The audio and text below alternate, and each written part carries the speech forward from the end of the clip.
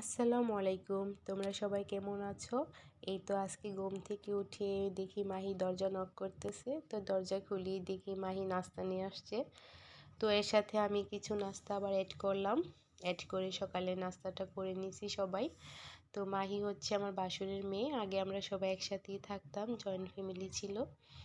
তো এই তো প্রতিদিনের মতো একটা মেয়ের যা কাজ করতে হয়, সকালে নাস্তা করার পর ঘরের কাজ করতে হয়। তো আমি সবসময় যা করি, সকালে ঘুম থেকে উঠে আমি আগে নাস্তা করে নিই, করার পর আমি ঘরগুলো গুছাই।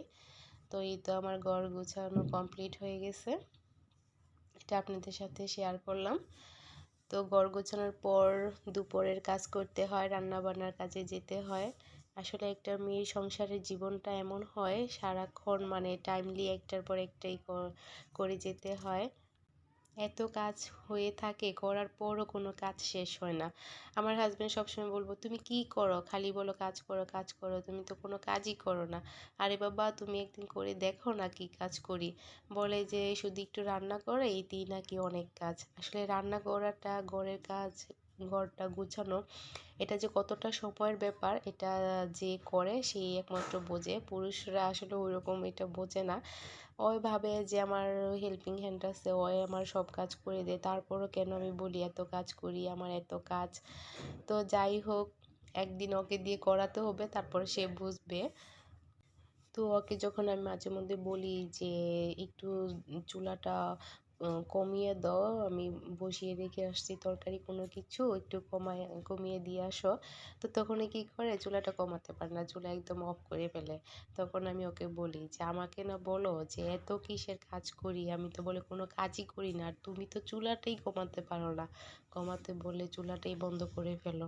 তো এতটুকুই কাজই পারো না, আর আমি সারাদিন কতগুলো কাজ করি। তো এইগুলো নিয়ে আমাদের আসলে অনেক কথা কাটাকাটি হয়। আসলে ভালোই লাগে, কারণ কোনো কাজ পাই না তো দুজনে, কি বলবো কি করব। তো এদিকে আমি আজকে দুপুরে রান্না করতেছি গরুর মাংস, পোলাও, সাথে কিছু সবজি ভাজি এগুলো। তো তো আজকে আমাদের বাসার সবাই একটা দাওয়াত ছিল, তো আমি যাব না, ওরা সবাই গেছে।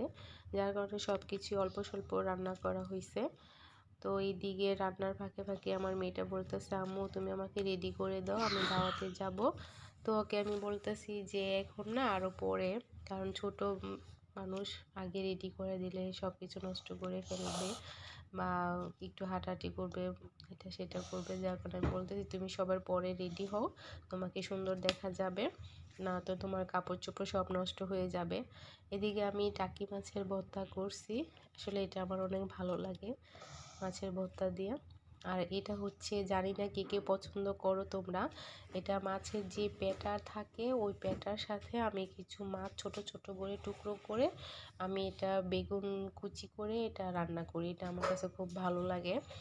অনেকে ফেলে দেয়, খায় না, কিন্তু আমার কাছে এটা অনেক ভালো লাগে, আমি এটা রান্না করে খাই। তো এই তো এইদিকে আমার মেয়ে গোসল শেষ, ওকে গোসল করিয়ে আমি এখন রেডি করে দিব। ওই অনেক খুশি, ওই বেড়াতে যাবে, ঘুরতে যাবে, মানে ওর ঘোরাটা অনেক পছন্দ। এদিকে বলতেছে আম্মু দেখো আমি একটু ঢং করতেছি। তো ওইদিকে ওর নাচানাচি করতে করতে ওর চোখের মধ্যে একটু হাত লেগে যায়, তো ওকে রেডি করে দিছি। এখন ওই দাওয়াতেও গেছে, ওখান কাছাকাছি যেখানে গেছে দাওয়াত খেতে, ওইখান থেকে এসে দেখে আমি খাওয়া দাওয়া করতেছি। বলতেছে আমি তো দাওয়াত খেয়ে এসে পড়েছি, তুমি এখনো খাওনি। তো এই কথা বলার পর ওর ম্যাডাম আসছে, তো ওর ম্যাডামের কাছে ওই পড়তে বসছে। এই ফাঁকে আমি একটু ছাদে গেছি কাপড় আনার জন্যে। আমার প্রতিদিনই ছাদে যাওয়া হয় বিকেলবেলা, ছাদে কাপড় থাকে ওইগুলো আনার জন্যে। তো এই তো আমাদের বাসার আশেপাশের পরিবেশটা তোমাদের সাথে শেয়ার করলাম। এই নারিকেল গাছগুলো আমাদের, এই এটা নারিকেল অনেক ভালো, পানিগুলো অনেক মিষ্টি, আর নারিকেলের মানে নারিকেলগুলো খুব ভালো। তো ছাদে সবাই আসছে একসাথে, আমরা কতক্ষণ কথা বলি, একটু মজা করি, পরে সন্ধ্যার আগে আমরা সবাই নিচে চলে যাই।